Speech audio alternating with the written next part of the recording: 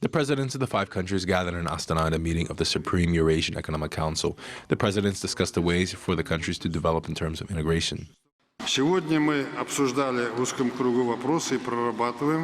Today we discussed in narrow format the issues of the cooperation with China, India, Israel, Egypt, Iran, Cambodia, and many other countries. The possibilities being considered to establish trade and economic relations of the Eurasian Economic Union with the integration organizations such as the European Union, the SEO, the ASEAN, and others. In this combined market of the Eurasian Economic Union, it should become a bridge between the East and the West, North and South. Free movement of goods and services within the framework of the EAEU corresponds to the initiative of the Silk Road Economic Belt, which was proposed by the Chinese leadership. It is planned that the project will incorporate in those areas of cooperation that represent economic benefit, mutual interest to all of our countries.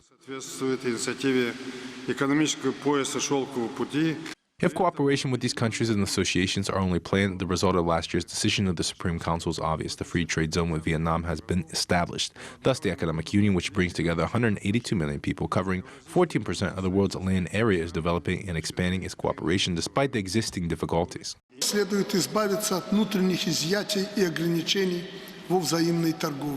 It is necessary to eliminate domestic seizures and mutual trade restrictions, whatever despite our association develops first the customs union, the common economic space, and then finally the EAEU. The number of these seizures and limitations have not changed. It still remains at the level of 600. Equal conditions for the EAEU member states and the barrier-free environment has not yet been established.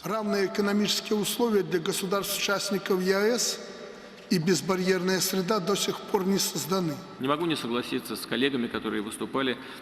agree with my colleagues who spoke about the fact that there are still many barriers. I recall that only out of 422 trade restrictions which were identified during the preparation of the Treaty of the Alliance, more than 80 have already been eliminated and about 30 are in the process of cancellation, and 16 of them must be eliminated in the current year. 16 должны быть ликвидированы в течение текущего 2016 года. The president noted that the current global crisis is a challenge for the Union, and right now it is important to look for the new ways of development, especially that Kazakhstan has achievements in the development in this regard. Accepted by us today, solutions today should be tangible for our citizens and the business environment. For every buyer of goods and the customer would have personally felt the benefits of the integration. Achieving this goal is possible through the coordinated work towards minimizing the load on businesses, the elimination of technical barriers, and the creation of conditions for entering the common EAEU markets.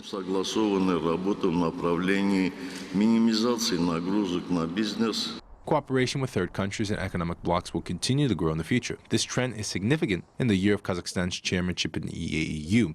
The next meeting of the Supreme Eurasian Economic Council, where the first results of Astana meeting will be discussed, will be held in Moscow in December.